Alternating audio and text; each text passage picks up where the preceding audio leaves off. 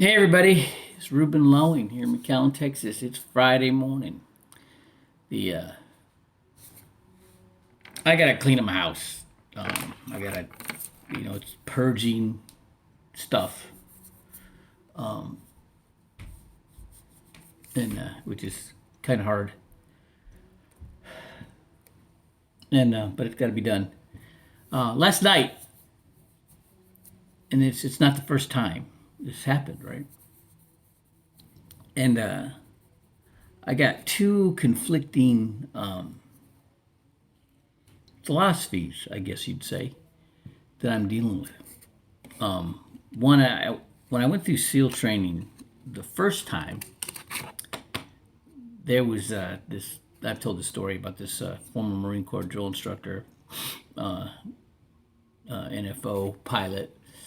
Or wasn't a pilot. He was a non-flight officer, navigational flight officer, and he was one of the fastest on the obstacle course. But he like everybody else was like hoo-yah, and he's like just be standing there ready for them just to tell him to go, right? And I said, you don't seem real motivated. And he was kind of he kind of took offense to that. And he goes, what do you mean? I go, well, you know, everybody's all standing in line cheering, and you're just uh, stand there. He goes, well, is it better to be motivated, stand in line, run the obstacle course, or be motivated when you're going over the obstacles? And that resonated with me. Okay, then I went. I didn't make it through training that time. I got halfway through training. I caught pneumonia during Hell Week, and then halfway through training, I got dropped for performance, and I went back, and 20 months later came back and did it all again. And I had a mentor, Mike McDonald.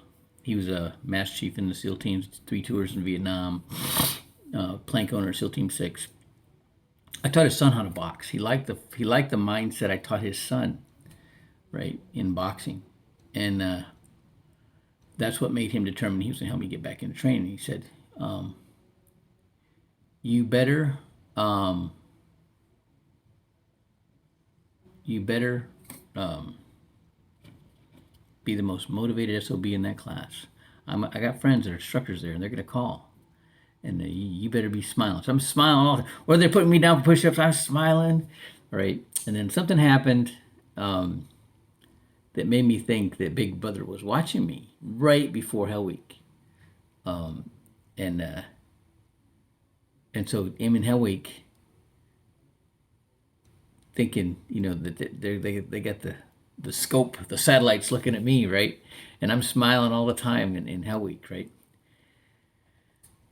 And then came the Panama invasion, and I got a little more serious after that. I got to understand that people not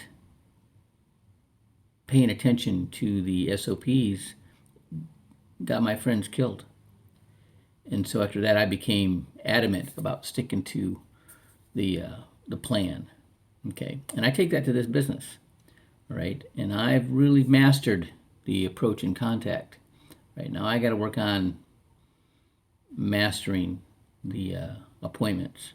Okay, and then after that, it's going to be the presentation and close. But I'm thinking that your percentages go up and up and up. It's like there's a you know if you're good at approaching contact, which I am, okay, then I can get a big pool, right? And of that, then it's like the sorting happens, setting the appointment, and then during the presentation, they're with you or they're not. If they're with you, it's not hard to get a campaigner or to get business. Okay, so understanding that coming in, okay, and so I'm going to be working on setting the appointments. I got my counters full for the month already, been full, but it's the nighttime prospecting, okay, out till 11. All right, prospecting is where you get people that'll really you can really get engaged with.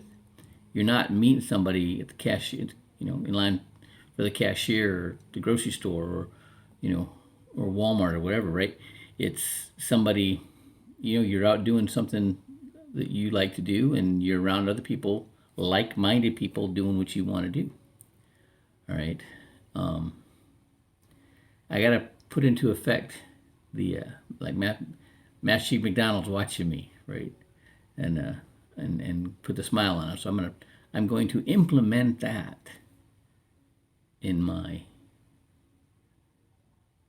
prospecting, my approach, right? In everything else I'm doing, right?